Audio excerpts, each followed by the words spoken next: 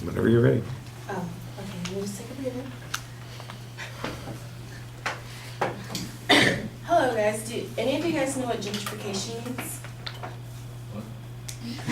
You don't know? I'm guessing more of you guys don't know. So the term gentrification is the process of renovating a district so that it conforms to a middle-class state.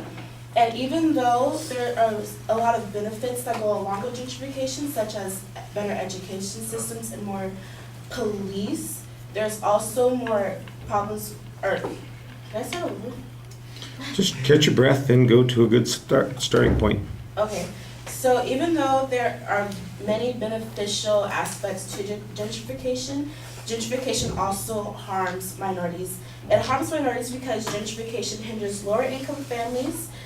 Local ethnic-owned businesses are put at an economic disadvantage by gentrification, and gentrification can also cause racial tension. So in regards to gentrification hindering low-income families, when gentrification is taking place, property value increases, and when doing so, the rent also increases as well. And then when the rent increases, a lot of Native people in the neighborhood are forced to move out, which is another term that people use called displacement. And displacement affects mostly larger cities such as Seattle, Atlanta, and New York City. It's been affecting San Francisco the most. According to Tanvi Mirza of Columbia University, in 2009, about a quarter of San Francisco neighborhoods are on the risk of displacement, and the numbers are increasing. And displacement actually has shown correlation to homelessness because in 2016, about 795 people per 100,000 people were homeless, and 71% of the homeless population in San Francisco used to reside in San Francisco. Another problem that minorities face with gentrification is, like I said, the local and ethnic businesses are put at an economic disadvantage because even though they're small businesses and they rely on a lot of help from their neighborhood, a lot of people, or a lot of companies such as Walmart, Trader Joe's, and Whole Foods will move into neighborhoods, and that will drive away the competition for these smaller businesses and can actually force businesses to shut down. And then finally, gentrification can cause racial tension because as new people move into the to people's neighborhoods, a lot of clashes can happen.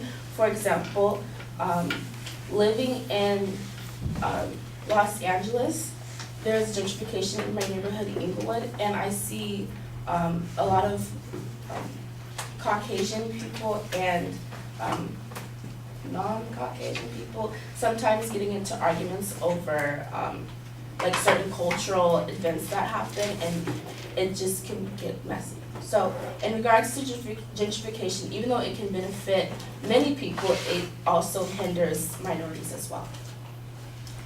That's all.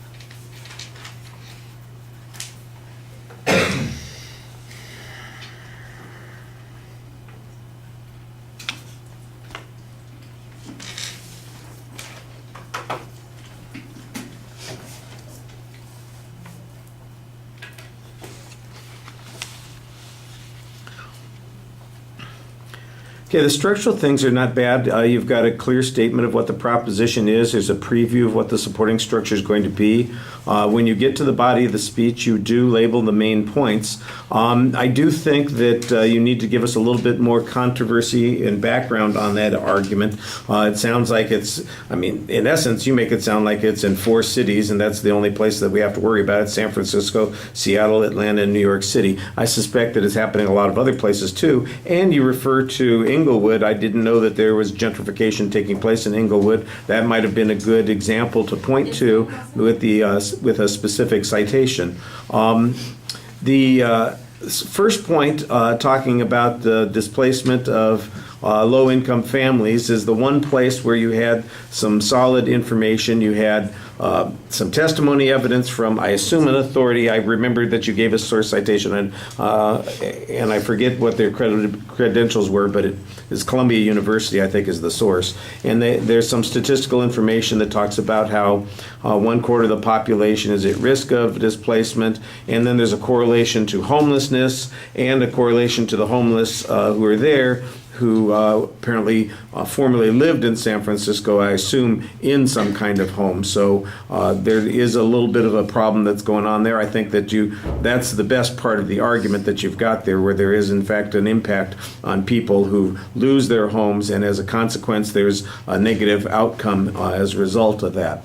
The second point is largely asserted. You give us the hypothetical situation of Walmart moving into these areas. Why Walmart wouldn't be moving into those areas in the first place, I'm not quite sure. They're a discount store. They could sell to any group of people.